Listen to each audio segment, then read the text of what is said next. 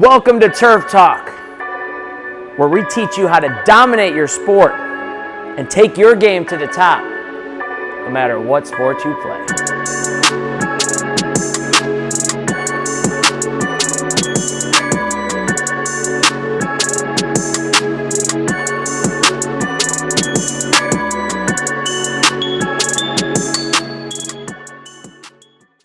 Ladies and gentlemen, welcome to Turf Talk, episode 3. Today we have a special guest, Julian Rosen, joining us from Chicago, Illinois today.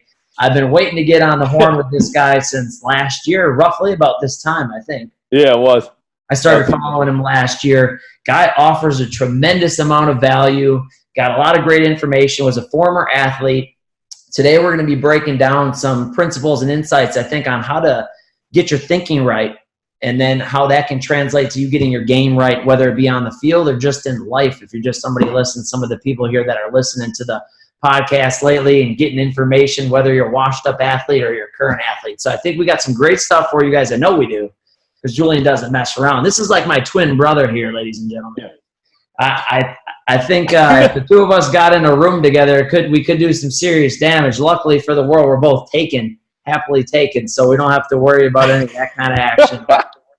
We've got some awesome information today, so I'm going to have Julian introduce himself and then kind of give a little story and background about who he is, and we'll go from there.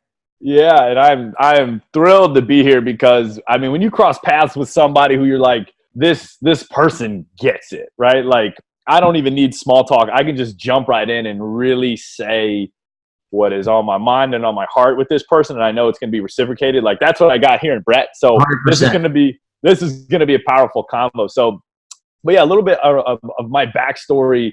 Learned a lot of incredible lessons of life, like most of you, through sports, and like winning's great and all that, but you learn it through the adversity, and you learn it through getting your ass kicked, and you learn it through overcoming. And so, you know, I wrestled my whole life in Northeast Ohio, and it's a pretty tough scene up there. Like it's like football in Texas. It's a grind. And so, you know, got my competitive chops wet there. Man, that's a serious city. Dude, yeah, I grew up in Akron, right outside Akron, and you know, football and wrestling were very, very big there, and so no shortage of tough guys out there to try to check your toughness. So, so loved that aspect, and then went and played D3 football in college because despite my visions, you know, I was a 5'9.5" linebacker, so wasn't drawing the eyes of a lot of Division I programs, but you know, still got to cultivate my game, got to push my body and all that, and it was great, awesome. And all of that came to a screeching halt when it wasn't so much an opponent, but it was actually my mom. I remember it was after a football game we had just won, and she's like, "Hey, I got to talk to you. I got triple negative breast cancer." And I was like, oh, like literally, like right after a game, and she's like, I don't, like, there's no good time to tell you this. And I was like, oh my God. And dude, that just put everything into perspective. Like, not to brag or anything, but like after that happens, you're like, dude, no one on the other side of the line can hurt me like that. Yeah. Like literally the next 3 games of my career were just insane. I was literally limitless. Like, you know, that flow state we all dream of getting into and we all like dance with it. Like, I just channeled it. I was like, fearless, dude. Yeah. And like, you know, like 12 tackles a game, 2 tackles for a loss, like a pick in each one. Like, it was just nuts. And I was like, okay, but now football's over. It's time to go deal with life.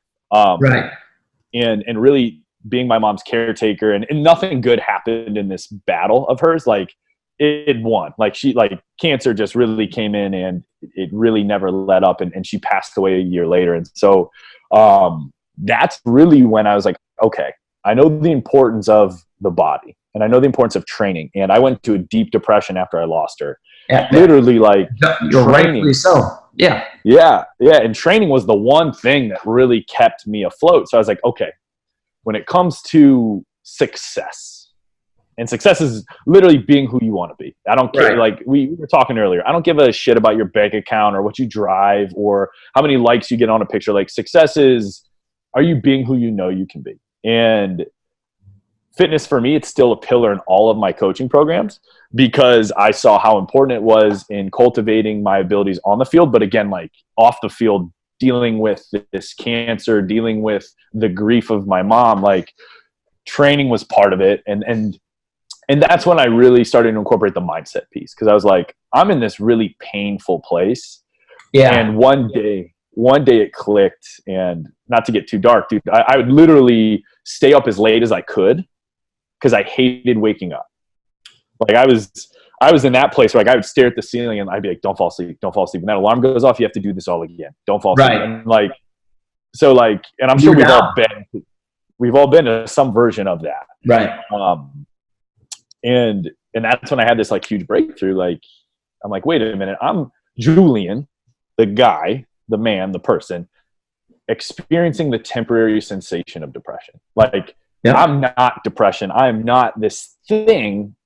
I'm the temporary experiencer of it. And dude, that little breakthrough in mindfulness just set me on this path of total human optimization, physically, mentally, performance-wise, and really using that untapped potential and filtering it into the growth that makes you happy personally and professionally, right? And so that's where my platform was born. That's why I absolutely love the work you're doing and the message you're doing, because dude, tactically, you know your stuff. Like tactically, you're like, I hold you up in a very high echelon. Like, hey, I'll take that.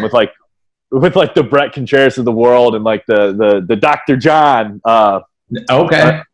Dr. John Rosen. I always say it wrong. Yeah. Another bald brotherhood member. From Madison. Yeah. All these Midwestern bald guys doing it right. It is all the bald guys. Yeah. But here's the thing, right? Tactically, you got like, you're like a surgeon, so precise, and you can prescribe and execute.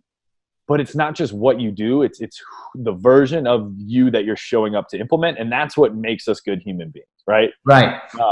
And but it's again, funny. It's funny though. It's funny that like yours and mine kind of both come from these stories in the background, different, but also kind of tragic in their own ways. So like for me, it was. Well, what's yours? Yeah, what's yours?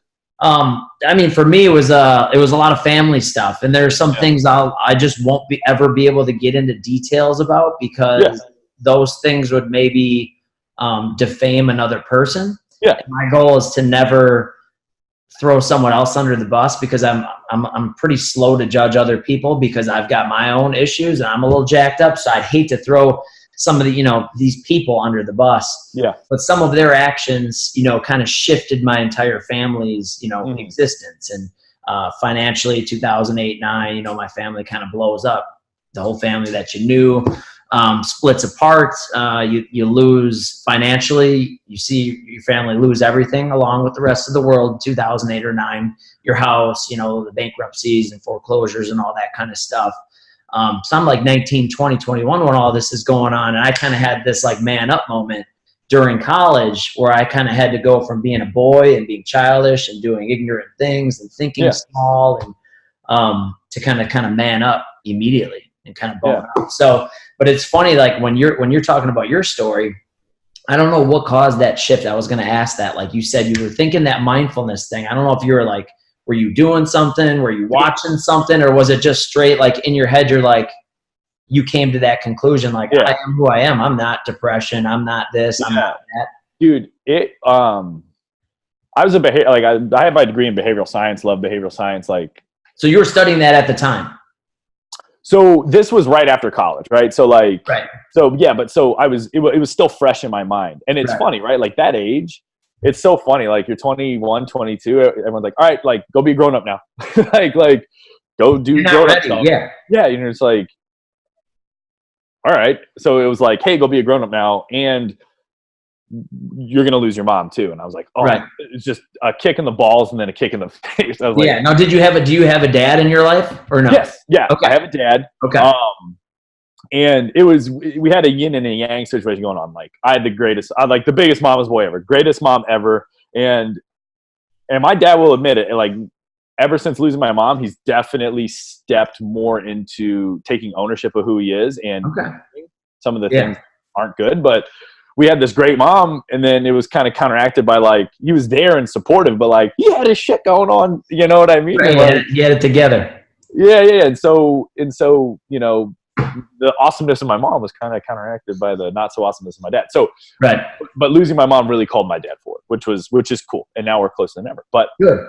but yeah, so I have a super supportive family. I have 2 sisters. Like, so, you know, during this time, like if shit was really hitting the fan, like I would obviously, I would have someone to reach out to. I wasn't lone wolfing it, even though geographically I was out in Washington, DC at the time all by myself. Yeah. But which doesn't help. no, it doesn't help. I mean, Man. proximity to those people really. I mean, I like all the remote stuff, conversations like this, or you know, technology at the time. Skype was probably around, but it's like that proximity when you're going through it. Being in the room is a whole different thing. And so, but dude, to be honest, like it was just one of those click moments. Like I wasn't reading anything on that topic. I wasn't like, it wasn't really on my radar. Like, but it was like a jolt of lightning. I was like, right. Like, I'm here. Like this thing isn't going to be here forever. I am, right? Like I'm this eternal thing. Like I got this, right? And like, it didn't go away instantaneously, No. Right? But change always happens in a moment. And I also like knowing what I know now, like I don't surprise this. Give it 1 sec. We got an internet issue. You good on your end? Let me know when you can hear me. Yeah. I got you back on audio. Okay, cool. Too much power here. There's too much going on the internet right now. Yeah, but so I think you had a question that may have cut out, I think. Yeah, no, I mean, I was just trying to get at that point that you were given about, you know, you're kind of in that point where the switch kind of got flipped in your head. So you're like, hey man, I got this. And like you said, it didn't like happen in an instant where everything's perfect and all hunky dory. Yeah. But I think that kind of shifted you now into the path that you're on currently, which is more of that, you know, how do you overcome that? And I'm just interested to hear more about how that journey since then, which it sounds like that was a number of years ago to now, has led you on that path. And what were some of those observations and things that you learned now that we can pass on to other people to be able to overcome a dark time? It may not be like yours per se. No situation will be the same. Oddly enough, like my girlfriend's mother passed away when she was very young from cancer as well, when she was in, 6th, 7th grade. Jeez. And so I've heard from her. And so what your story, it hits home to me because that's how it was with her mom. Yeah. And I know how that affects you. And, every Mother's Day and every birthday, and we go visit her, and it's just like that's major things. And she channeled it like you, and now she's just this amazing person. But I'd like to hear kind of how that's when that switch got flipped, how that set you in this direction. And then what were some of those things now like that we can pass on to other people to cope and then grow from their situation. Yeah. And that's powerful. It's powerful what your girlfriend did too, right? Like powerful. She took this powerful emotional energy and channeled it somewhere, right? Like channeled it somewhere great. And I think, a lot of people that are out there living really passionate and purposeful lives, like they're all doing that. Like they're all taking this thing and they're like almost reinforcing their own bulletproofness to themselves. Like if I navigated this, like what's out there waiting for me that could potentially hurt me worse than this? Like get a little bolder. And so really what the big thing that shifted for me is, and I say this every day on social media, right? Like it's all feedback at this point, right? Like, so when I say I overcame depression, I mean, I elevated my relationship to it. Do I still experience symptoms and emotions that could be identified as depression from time to time? Yes, but I don't go, woe is me. My body and my mind and the world are beating me up. I like that. I like that because I think sometimes people see you or see me, Britton here, she always tells me all the time, you're so confident and sure of yourself. When, I'm sure like you, there are days where you're unconfident or you're unsure, but I think that you and me channel it into then going to put things out there to help other people, and that fulfills us. I could be wrong, but. No, that's 100% right. And the more I know about the human mind is, dude, self-doubt that voice, that critic, that thing that says you're not good enough, that thing that says don't put the video out today, or don't show up at the gym today, or don't have that tough conversation that you know you need to have today, like that self-doubt, that imposter syndrome, that all comes from an outdated place of self-preservation. That's all fear. Right. That's all fear is. And my platform is the Fearless Life Project, because when you go up to anybody and you ask them, what do you really want? Right. And then you say, okay, what's holding you back from that? They'll tell you the surface level stuff. I don't know how, I don't have enough time. I've never done that before. If you dig deep enough, if you go, why, dude, fear of being judged, fear of failing, fear of being rejected. Like, it's fear. And so if I can help you elevate your relationship with fear to remove its influence from your life, what are you then free to then go do? Right. Whatever you want. And so, and so when you can take fear as feedback, you become unstoppable. When you can take depression as feedback, like I said, it's not your mind and body bullying you. Mm-hmm. Something's off, and you've ignored the more subtle signals, and your body's like, yo, I threw stress at you. You didn't listen. I threw a gut instinct at you that something was off. You didn't listen. I need to get your attention. Here's something you can't ignore, right? It's the same as the person who's like, they got a little, let's talk about some anterior tilt to the shoulder, right? Like they got a little, they're in bad position. Get a little anterior shoulder pain, a little impingement. Don't worry, I'm still just going to meet head through it. Boom. There goes their labrum, right? Like, if you ignore the subtle feedback, your body's like, cool, here's something you can't ignore. What is off? Address it, align it, and move forward. Same with anxiety, right? Like, anxiety doesn't mean you were like genetically screwed with this defect. If you're always anxious, if you're always overwhelmed, if life is always happening at you, something's out of alignment here, right? Like, something's out of alignment. So that goes back to your feedback principle, is that for you, you want to be like, if I can feel something, that feedback I'm feeling is telling me. And I think that kind of goes for the athletes, like you're saying. Yeah.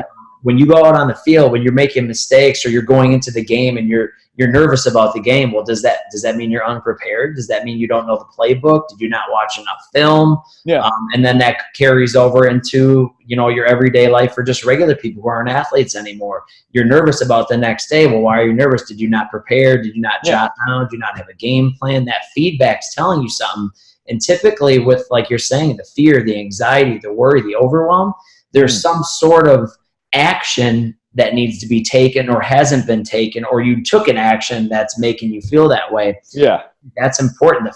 I love the feedback principle. Yeah. Yeah. And if you can think about it that way, right? Like, you have like this nice little GPS inside of you. And when you get negative feedback, it's the same thing. If you miss a turn and your GPS goes, oh, hey, pull a Yui up here. You don't freak out, right? Yeah. Well, no. Like, if you have the destination of where you want to go and the GPS is like, oh, if we want to go somewhere cool, like if we want to go to this goal, like the negative feedback is, yo, like you're off base, readjust, right? And so you don't like freak out at the GPS and label yourself as broken. You go, oh, thanks GPS, I'm going to reroute, right? And so this is the Instagram one right here, because you're this whole feedback thread you're on right now is dope.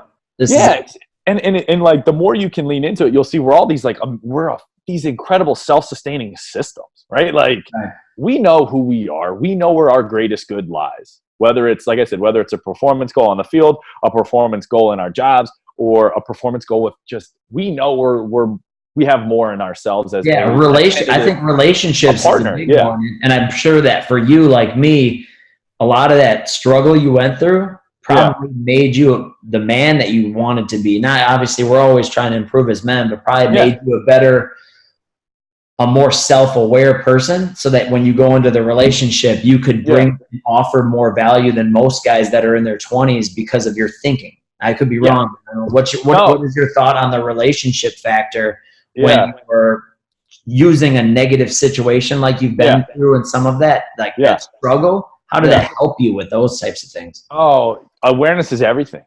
Awareness is everything. Like right now, because there's always two choices, right? Like, I could be aware of how fortunate I am to be linking up with a like-minded guy who is we're going to have a conversation that's going to positively impact people. I'm sitting in my comfortable air-conditioned apartment. I have a glass of clean water next to me. I'm aware of all these things. Right.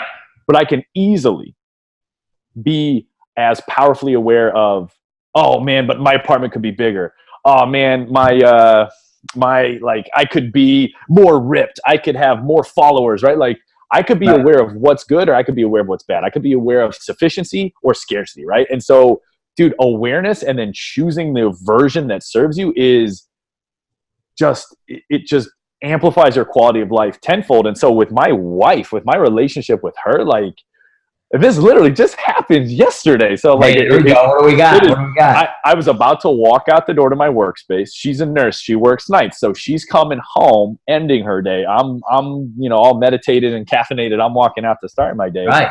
And I was like, self-awareness came in. It's like, don't you walk out that door before you make direct eye contact with her, make skin contact with her, and tell her that today you fell more madly in love with her than you did yesterday. I was like, done. I was like, awareness, you win. Thank you. Boom. And I was like, hey, Kirsten, before you go to bed, you got to know that like, you are just beautiful. And I am just like head over man heels for you. Like, you got to know this. She's like, oh, nice. Right. Right. That's what it's all about. But again, that's your awareness. Cause like anybody, you could have walked out the door and just been like two ships passing in the night. But you know as well as I do, if you don't take that and do those little things, if you're not conscious of it, if you're thinking it's not right, you won't do it. Not that you wouldn't want to do it, but it's just like you won't do it because your thinking's not there. So you just miss it. And I think a lot of men, I grew up seeing that, a lot of men missing little things. Yeah. And here's the thing, right? Like it's all about self-talk too, because if I was concerned with, oh man, like all my perceived insecurities and all the things I think I have to do today and all the ways that people may be judging me, like I would be in my own head. I wouldn't be in that room with her. Physically I would, but my mind would be somewhere else. So that's why like, meditation and mindfulness and all these things are so important because it helps you be where you are. Right? If you're an athlete on the field, it's really easy to think, oh man, what just happened in that last play? How's it going to look on film? What is my coach going to say? What is the scout going to say? What is this going to say? What are they going to run next? Yeah. And then what are they going to run next? And I always say this, I read it in a book, so I didn't make it up. I wish I did. Yeah. Your power's only in the present, right? Like you're literally powerless if your brain is rehearsing something in the future or trying to prepare itself for a negative what if scenario or living in the past. Like you literally have no agency there. You can't do shit. You can't do shit. I don't care if you're freaking, Oprah or Tony Robbins, right? Like you can't do shit. You'll be stuck right here. Right here is where it happens. Like you're only entitled to this right now. Right. Like, and when you can let that be enough, life gets so much more fun and simple. When I was able to channel as an athlete, the game got so much more fun and simple.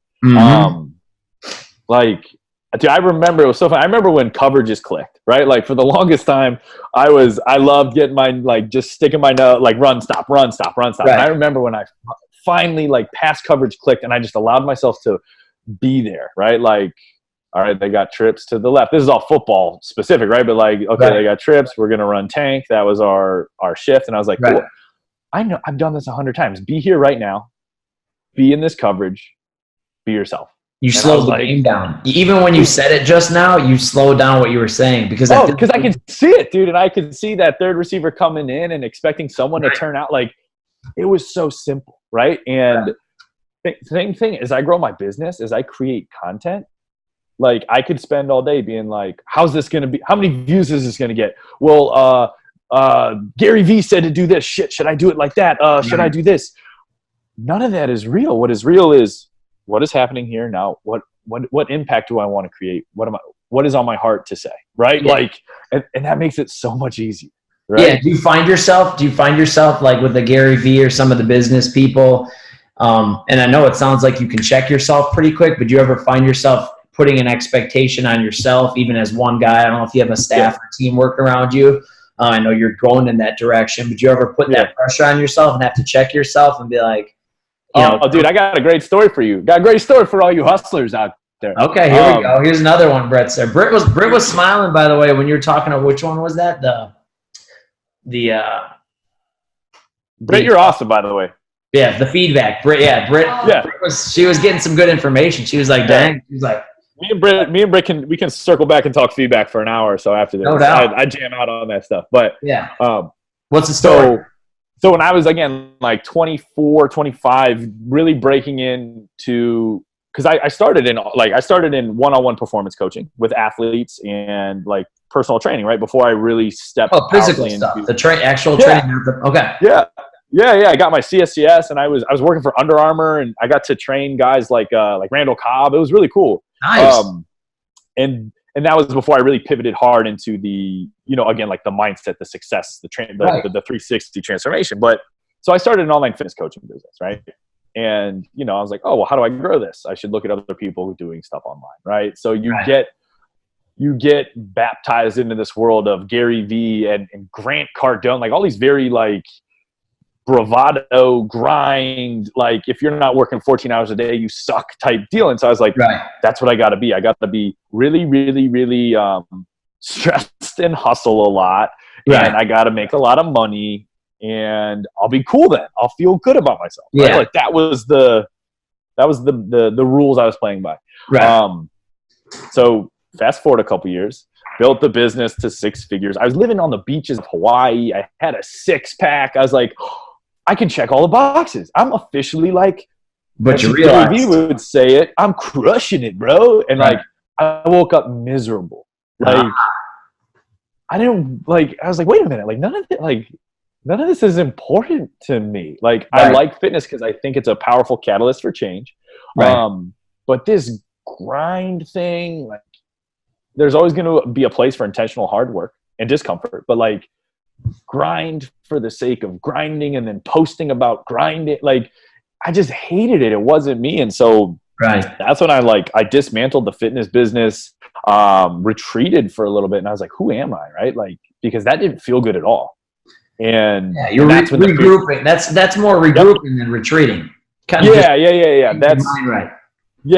that's regrouping. That's circling the wagons and being like, wait a minute, guys. I would consider where you're like, oh, you're giving up or something like that. Oh, no. It was the clarity that I had to pivot. Yeah. Feedback. It goes back to the feedback, man. I mean, that's a great point. It's so simple. It's a simple concept. Oh yeah. Like literally my gut was like, dude, this isn't right. Like my gut was like, this doesn't feel good. What are you doing? And I literally repressed that because I was like, well, this is what the experts say I need to do. So sorry, guidance from inner self, like suck it. and then I paid the price, right? Like I ignored subtle signals and woke up one day and had a freaking panic attack. So I was like, this isn't doing. Yeah, dude, it was brutal. Describe a panic attack for people out there who haven't ever experienced it. It's kind of feel like a heart attack almost. Dude, it is like I did not fight in Vietnam, obviously, but I like the only thing you feel like there's 100 enemies surrounding you and you can't see any of them because it's dark, but you can hear them, you can see flashes of them, right? So like all these what if scenarios, all these stories of how I'm gonna fail and I'm not good enough, all these stories about how I'm not enough, dude, and the powerful negative emotion associated with those stories, like it's like getting punched in the sternum over and over. And you're right, like you can't even verbalize it. Someone's like, hey, what's wrong? And you're like, you're just trying to breathe. And that's what I was going to say. Tell them about the physical, because I like to let people know that ties to it. But I've had a panic attack, and it's like chills, and I couldn't breathe. And I started you're nauseated. I went to the hospital. I got put on a bag. Oh, dude. Yeah. It's you literally, like, it felt like a metal claw. Some of the metal claw, like just grabbed right into like that chest bone area between your pecs and just squeezed it. I was like, a panic attack is like, it's a real deal. I mean, that's a physical reaction. So that was the feedback, right? That was the feedback that it was time to pivot. And that's when the Fearless Life Project was born, because for me, right, with my story of depression, with, knowing that there's so many people trapping their potential.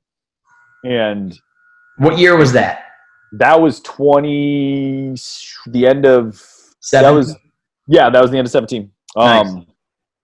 And just knowing that there were people out there who are also like, but I had the tools, right? Because of what I studied in college, and because of, I invested in some really powerful coaching programs. I went way into the world of neurophysiology to figure out, like, why was this happening? Did you ever study any Tony Robbins stuff, Robin Sharma, anything like that? So I really love Joe Dispenza. I don't know if you know who Joe Dispenza I is, don't. but he does a really good job of bridging this gap between like some of like the spiritual stuff people kind of wave off as, oh, that's woo woo, that's not real, right? Like, Right. and Joe Dispenza does a really great job of being like, no, here's the scientific quantifiable data that confirms that like our intuition is real, right? Like our spiritual connection and being in the moment. Here's why it's so important to your cortisol levels and to your brain waves, right? Because like optimal performance is in like low theta delta wave, and when we're stressed and insecure, we're in high theta, we're scattered. Like he's literally just like, all these feelings you're having, Yeah. like here's why they need to. So I dove into some of that stuff, but like when I say neurophysiology, right, it's the activities of the mind impact your hormones and neurochemistry. That is it, right? And so I was like, well, dude, if people are experiencing really negative emotional and physical states, some of it's lifestyle, but a lot of it is there's neural pathways in the minds being activated, creating a cascade of hormones and neurochemicals that are just creating a unideal lifestyle, right? Like, and so Physically and mentally. Oh, dude, 100%. And so that's really where the kind of the prototype was born for, what I do as a coach is like, man, if we can upgrade your hormones and your neurophysiology, you're going to upgrade your energetic and emotional state, which is going to lead to optimized behaviors. What do you think is going to happen, right? Yeah, your life in is every just area. of your behaviors. Yeah. Yeah. Oh yeah. In every area. Yeah, 100%. So it's I can't not continue to go down this rabbit hole. Like every day, like I wake up with like a little kid. Like I cannot wait to dive into more of this. You want to you want to unleash more value. You want to unleash more thought process in your own thinking, so you can kind of keep putting that out there to people to wake them up to that. Because you got, like you said, right now people are so flooded with information and people, which I think is a good and a bad thing, right? Like I think like the internet, this is awesome, right? Yeah. But it's also equally difficult when other people are not speaking the truth.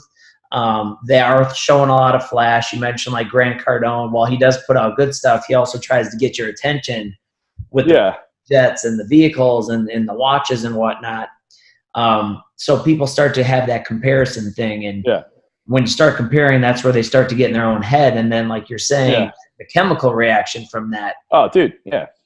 Yeah. We feel a certain way because we're a brain attached to a body. So when we feel something, all we're really experiencing is a cocktail of hormones and neurochemicals, right? Like we're a walking pharmacy, and based on our thoughts, we're going to create a emotional state that corresponds to our thoughts. Right. And so like, sometimes it's cheesy, like these cliche things, like if you think you can, you will, or like all these things about believing in yourself. I used to think they were just cheesy posters, but knowing what I know now about the human mind and the power that it holds, like it is so true, right? Like your self-talk is everything. And like, don't even get me started, Brett, on quantum physics. Like we build our own realities. They ain't ready for that. No. That maybe another episode, like in the future, but like literally the creative power of our thoughts, our beliefs, our expectations, and our behaviors. Like that's it. We are so much more in control than we like to think we are. We are so much more in control than we are raised to believe we are. And so like, dude, it's when I help people, when I coach people, like I don't give them shit. I help them remove limits that aren't theirs anymore. Self-imposed limits. Yeah. Dude. Yeah. It's all on us, right? Like, again, like right now, what percentage of Americans do you say are obese or overweight? It's like 60%, 70%? Yeah. I mean, to be honest, I'd say it's somewhere. I mean, I wouldn't even say the obese is the factor, but just unhealthy, even if they're thin. Even if they're thin, I would say it's like 90%, man. Yeah. So how many of those people just know on a surface level understanding that they should put less bad things in their mouth and move their body more, right? Like I would say all of them. They do. Why aren't they doing it? Right? It's not because someone's trapping them in their basement, not allowing them to do these things. Right. It's the stories they're telling themselves, right? It's the old narratives about who they are and who they have to be and who they can be. It's letting this voice telling them, do it tomorrow. This isn't the right time. It's going to be too uncomfortable. It's too cold out. Hey, go get a beer with your buddy. Go surround yourself with people who reinforce this, right? Like we just haven't been Self-limiting beliefs. It's Dude, self-limiting beliefs. yeah, and we just haven't been given our own blueprint about how to identify them ourselves and rewire them. And Right. I mean, that's my mission, right? Like, That's your mission. dude, that's my mission, is to show you you're not broken if you're stuck or overweight or broke, like, or you're screwing yourself and you're procrastinating on things. Like, no, you're a human with a human brain that doesn't like change. Right. But here's your blueprint, brother. Yeah, I think that's actually a key point, because I think a lot of times people look at their current situation and how they're a little jacked up, which I think we're all jacked up. Yeah, I'm jacked up. I know you are. We've all been jacked up. I'm jacked up every day. But the thing is, they look at that as a bad thing. Yeah. Whereas we know from experience, and people like my girlfriend and Britt, who had 5 knee surgeries. Yeah. You need to take that really bad, awful situation. It's actually really good. Like, you can change from, if you're a bad person. Like, for me, when I grew up, I was kind of taught and led, my leadership as a kid was pick on people, make fun of people, be better than everybody. And that's what I adopted. That's poor leadership that I had. But when you're a kid, you follow who you follow. You got one leader and you follow that leader. You're like a sponge. So, with no filter. For me, but that took me, and I went through that, and that's how I was. And now my whole mission for me is the complete opposite of that for the last decade, and feel a lot better about it. But I wouldn't do that if I didn't look back and think I was such an idiot before. Yeah. And the way I'll say this is, like, right now we all have a doorman at the front of our brain, right? Like, we have logic and reasoning as a grown-up, right? Like, if I walked in there and I was like, hey, Brett, like, this dude, Santa, on December 24th puts presents under your tree, you'd have this doorman big. That's just not true, man. And I'd be like, all right, see ya. As a kid, there's no doorman, right? So if you're 7 and someone tells you that in order to succeed, you have to grind to claim what's yours at the expense of putting others down, you don't have that doorman. So you're like, oh, got it. That must be the way it goes. And like a meat cleaver, dude, bam, that will just stay there. Mm-hmm. And until the pain of it forces you. Yep. So like I said, when I'm later on, I'm 19, 20, or 20, 21, you start to bone up and you start to realize it's not really what a man's supposed to do. Yeah. And that's awareness, right? That's awareness. Right. And so a lot of people, like, just cutting out a few distractions and spending just a little more time with yourself, not your phone, but yourself, you're gonna flex that awareness muscle big time. 100%. I love that. I love your mission. Let's just give a couple quick hitters for athletes. Yeah. And then we'll do the same. Like, what are 5 things or a few things that, simple little principles that you would pass on to an athlete that is in high school or college, trying to just maybe not even become a pro, but what would you tell them from the psychological side that will then impact their physical? Yeah. So right off the bat, I would say stay in your lane, right? Like, it's easy, especially like I didn't have growing up, like Instagram wasn't a big thing. Facebook was kind of, but like now I get it. Like, it is so easy to be like, what's this dude doing? What are they doing over here? Like, stay in your other people. Oh yeah. Like, stay in your lane, like train your plan, right? Surround yourself with really, really, really good people. Because environment is everything. So that's one thing. And then I would say get a very good hold on your self dialogue, your internal dialogue. Like, I didn't really dive into this till like my mid-20s. Really start to think, what are you saying to yourself most often, right? And all of the negative stuff, challenge it, right? Mm-hmm. All of that negative stuff, challenge it. Is this even true?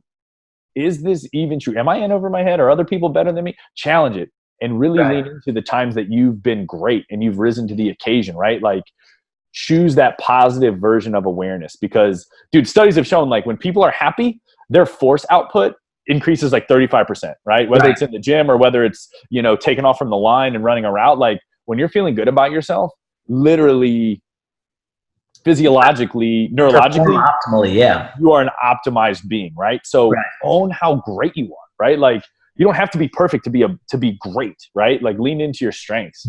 And then for the athlete out there, I would say, like, and this is something I wish, because in college and high school, if you could go back, I could go back. Like, I read my books and stuff, but like for my courses, right? But I did not read anything to enrich me as a human, right? And so I would say there's a book for all you athletes there's a book called The Obstacle is the Way.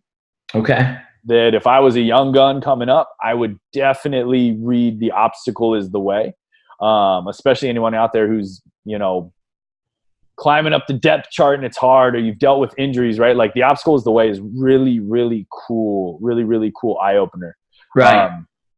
Reading, kind of digging into some things that are going to make you think differently, because when you're a young kid, you're thinking playing 2K or scrolling Instagram and Fortnite, but you're not thinking like, if I just read this book, I'd feel so much better. 5 pages a night.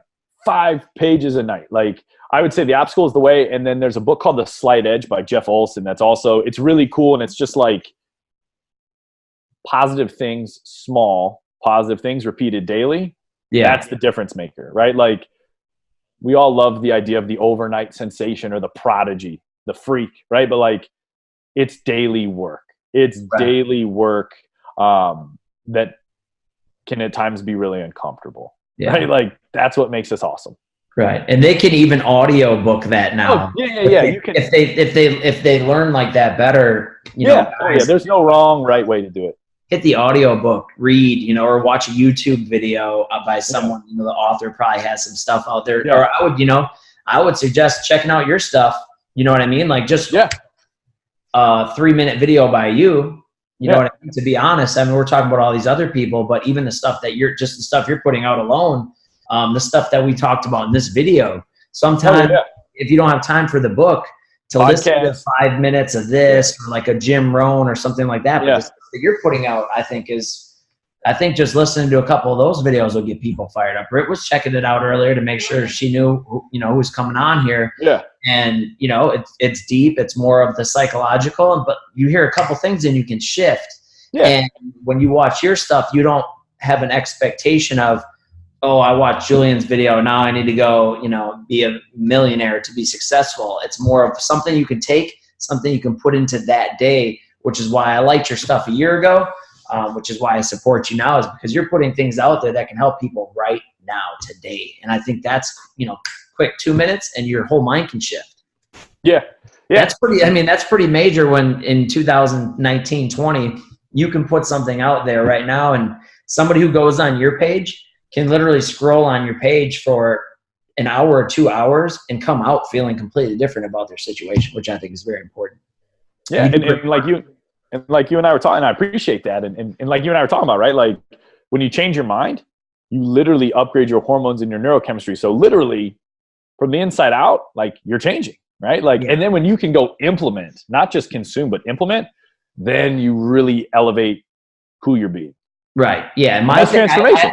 Couple questions I was going to ask you, kind of like that kind of spin off of that is, I feel like, obviously you kind of heard my story, so you kind of understand a little bit of what's going on. But, I think leadership, being a father, I think men in general oftentimes lack the right leadership. I don't know what it is with guys. They don't always want to take the leadership role and do the things that they need to teach the next generation. But I feel like guys like me and you, we're in a position where we can tell young men, whether they're in high school or whether they're in their 30s or 40s, here's some things that help you get your mind right, so then you can go into a relationship. Because I don't think men are ready for relationships most of the time.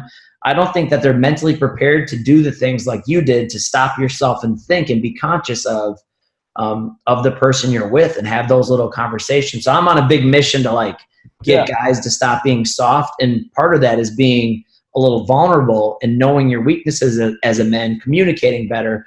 I was wondering what your thoughts were on the current state of men and what they can do mentally to prepare themselves to actually be a man. Yeah. Yeah. And the cool thing is, like, for me, like a good man, right, is you have a battery. Dude, integrity is one, right? Like, doing the things you say you're going to do, right? Like, that is so big, because especially I think social media has totally changed the game. Like, it's so easy to be something you're not, or say you're about something and not really be about it at all. So like, integrity and authenticity, like being you, like fearlessly and consistently being you, all parts of you, not only showcasing certain parts and then repressing other parts. Like, there's nothing courageous and cool about that. No. Right? Like, no. And so So being real, and you're right, like some of that's vulnerability. Yeah. And that's not creating like a rant on Facebook about how the world's hard and against you, but that's being real about what you're going through and how it's currently impacting you from a place of, I'm committed to evolving. Like that's really important. And then 100%. And then, man, like, cause you deal with young men every day. And Right. I mean, I got nephews and stuff that are, I mean, they're still pretty young. So they're not there yet. So I'm not seeing it as much, but just what I'm gathering from social media, like I said, these kids' brains are they don't have the doorman, right? So like growing up, they're really getting told what is success, right? Like what is cool, what is not cool. And when you say relationships, you're talking about like finding a partner, right? Like you're talking about, are you talking about? I'm like, you know, as a kid, you look up to like Odell Beckham, you look up to, you look up the athletes, and your thinking is so small because you're always thinking about sports and glitz and glam and the rapper or the musician or the Bieber, whoever the kid would be looking up to. I mean, I could be dating myself for that because the Bieber, like, she says the Biebs is like, that's like a throwback now, and I'm like, dang, if he's the throwback, I don't want to know what like Marky Mark is, because that's like a way back. There's a Korean K-pop band that's blowing up right now. K-pop. I got my girlfriend's niece loves K-pop. We play that at the sometimes. But like my thing is, none of these guys, they don't really step out and talk about, well, how do you treat a woman? How do you treat your girlfriend? How do you treat some of the men that are around you or your teammates? So then you get a lot of these guys and a lot of these young men who are thinking about, you know, number one at all times, and they're not ever thinking. And I didn't have that example. How do you treat a woman? How do you treat a relationship? And what things do you have to know about yourself as a man so you can communicate that? And I'm always trying to teach these guys, show up on time, show everybody respect, bring up if you got like 3 dudes behind you on the depth chart, help them, right? They're not going to take your spot. Help them out. You know, how do you get young men to do that? You know, the stuff you're putting out helps you as a whole, but I like to kind of hit that one hard. Oh, dude, 100%. And I really truly think like that. I like me first, right? Like that's like prioritizing your growth and prioritizing like saying no to people in order to set boundaries and honor yourself. That's important. But like me first, to the detriment of others, like that is a very scarcity, fear-based mindset, right? And again, like a lot of these kids, like they may just be absorbing this unconsciously through society, through their parents, like, you know what I mean? Like not all of it we're taught directly, like someone puts a finger in our face and says, hey, get yours and screw everybody else, but like we see it and we absorb it. So, I mean, if I could lay some enlightenment on any young man listening to this, it just like, I get it. You're a football player or you're an athlete, you're a wrestler, you're whatever, but you're a human being. More than that. You're gonna be a human being way longer than you're gonna be an athlete. Right. And so do you think that it would be intelligent for schools to start implementing like how to treat relationships? Imagine if you went into it and you're like, okay, you're going to be in relationships 101, or you're going to be in self-awareness 101. Yes, dude. Self-awareness, like just like being a good human 101, right? Like, I don't give a shit about Christopher Columbus. I don't care about, you know, like so much of this useless stuff that was crammed into my head. But like, yeah, no one taught me, right? Like, how about how to set standards? 102. You know what I mean? Like how to have a standard for yourself and what your expectation is of what you're capable of. I mean, I just feel like the stuff that you're putting out and some of the things that I'd want to put out, like those are important things, like so much more important than what the kids are being taught. But I think it's beyond school. They want to learn from people like you, people like me, or people their age, or really, you know, if you could get the celebrities just talking about some of that kind of stuff, because they have the influence, they have the leverage with them. And I just think it's important to touch on that, because I know some of the guys will be watching this. I think it's important for them to know that you can still be a tough, strong, you know, powerful guy, but also be empathetic towards others and be understanding of others' needs and be understanding of the environment that you're in and how you can treat other people, make them feel good, you know? Yeah. Yeah. And I think most people who really pursued that track of, I need to look out for number one and show how powerful I am all the time. Right. Right. I need to, right. Like I need to win, which means other people have to lose. I'm going to grind. I'm going to shine. Right. Like fulfilling your full potential, playing as hard as you can. That's amazing. Right. Showing up for your team. Right. Like that's important. Winning. Right. Like why do we work so hard? Well, winning is the manifestation of the hard work we've done. Right. Like, yeah, we want to prioritize all those things. But yeah, I think if you go to a lot of these athletes who in their heyday were like, I'm all about, you know, just ruthlessly exerting my will on others and, you know, showing off my stuff, showing off the women on my arm, like, I guarantee you. They don't like it. I like at the time, right? Like that's just dopamine on dopamine. So when they look back on it, when they look back on it, yeah, I guarantee you they're like, they're not happy. They're like, I wasn't living by like my own code, right? Like again, like dopamine feels nice, and being complimented, winning, sex, likes and comments, like those things spike your dopamine. It's like literally you're like, what are those guys talking about? This feels good. That's just a very temporary chemical reaction. I'm talking about that internal knowing of who you are. And when you can show up every day and like I said, align with that, like, dude, that level of fulfillment is unrivaled. I found 100%.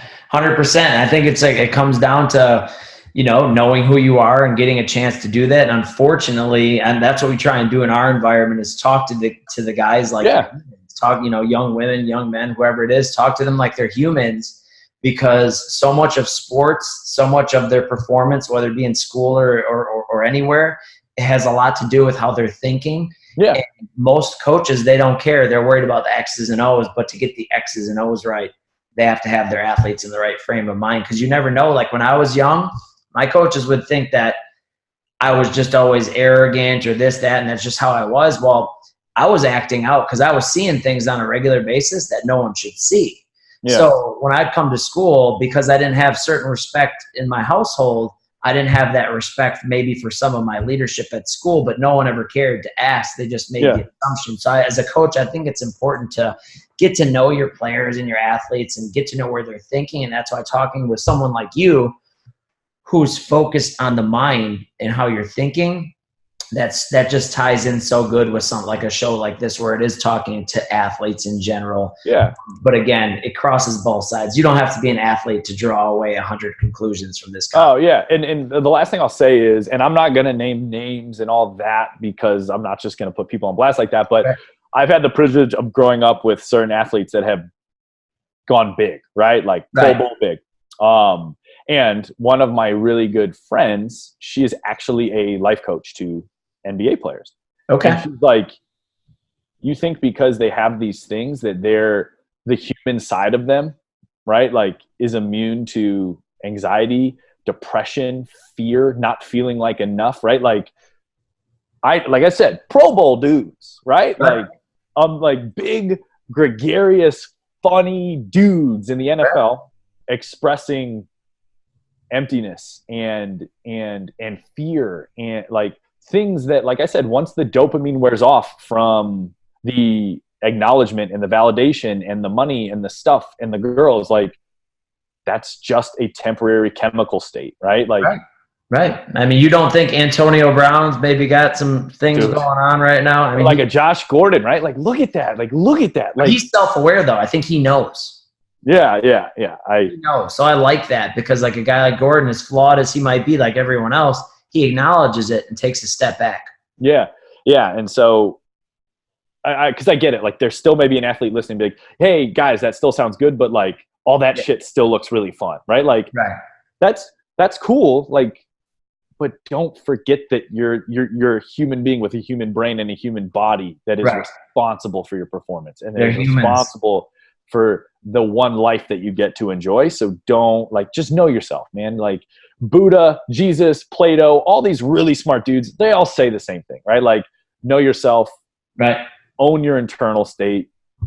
And, you know, and to that effect, as you mentioned, like Jesus, for me, I'm faith-based kind of a guy, probably seeing that. But my thing is It says in the Bible, we serve the Lord with our minds. Yeah. So this whole thing you're talking about, it's really hard to serve anyone around you, your clients, customers, your faith, your religion, whatever that is, because I'm not like against anyone's belief requires you.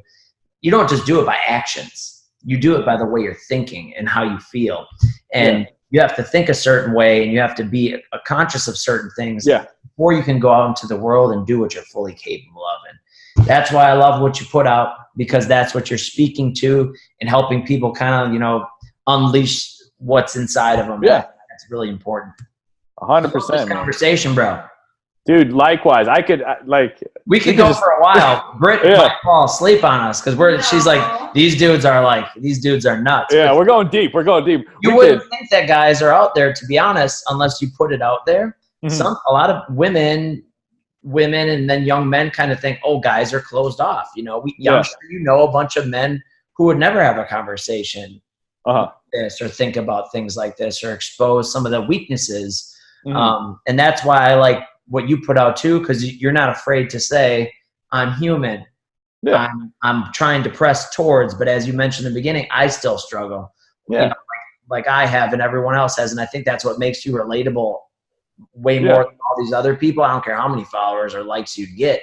You're relatable because you're real and you're transparent. I think that's what it's all about. And we gave people a lot of good stuff today. Dude, 100%, man. And I just want to say this for all the listeners here, like, you struck gold with Brett. Like, dude, oh man, you don't have to put me on. Like, I paid him a couple $100 to say this one. There's so much work that goes on the back. Like, it's very easy to open your podcast and be like, oh, look, a free episode. How convenient. Like, there's to coordinate and schedule and record and edit and release and also have a full-time job and also have a life. Like, this dude is pouring hours and hours and hours to make sure that this finished product gets to your ears because he gives a shit about you. So just don't listen to any other podcast besides this one. Except, hey, I like that. But the reason he's saying that is because he's doing the same thing. So you realize how much work it is. Yeah. And when you realize, like, I know how much work it is, you know how much work it is to even just do something like this. Like, Britt back here gets paid to do this stuff.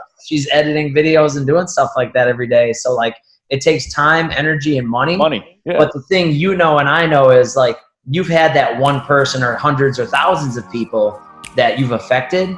And that is addictive when you know if you just get off your butt like me and you do and do the extra work, you can, like, I bet you've got some success stories that we'll talk about some other time that will, like, blow people's minds of, like, where someone was at mentally to where they are now. So that's pretty important work, dude, that you're doing, that we're doing here, because it can really affect people's lives. I mean, you can go to sleep every night, no matter how much money or likes or videos or press you get. You're doing amazing work, so it's just good to know you. It's good. I mean, two bald dudes, man. I'm surprised this MacBook has lit on fire. Right? It's because I had to kill my video, dude. The main. That's all right. We'll drop some pictures on. I'll steal some B-roll from your Instagram. We'll be able to drop it on. Yeah, so there you go. We'll cue it in. We gotta do like a side-by-side picture of me and you and see, like, if people can even tell the difference. Yeah, you got to wear an obnoxiously yellow shirt though. A yellow shirt. Who wore it better? I dig it. But we're gonna press this. We'll turn it around. We'll have to get Dropbox so we can Dropbox it to you in high quality. Yeah. So it looks good. Ladies and gentlemen, we are all set. I'm just gonna close out the show. Me and Julian are out of here. You guys got enough free information out of us for the day. Anything else, we're gonna charge you guys double. But I hope you guys got a lot out of this, whether you're an athlete or not. And we encourage you guys to share this episode. Go follow Julian at Julian _ Fearless Life. Yeah, Julian _ Fearless Life. We got it on the screen. Yeah. Put it up in a PNG at the bottom of the video. We're going to link it all up. Go give him the follow, because every day you could be having something going on. And more often than not, when I see what you're doing, more often than not, he might have an answer for you for free. So if someone's willing to do that and put it out there, you're not going to follow them and start, feeling all down about yourself like you might with some people. You're actually going to be lifted up. So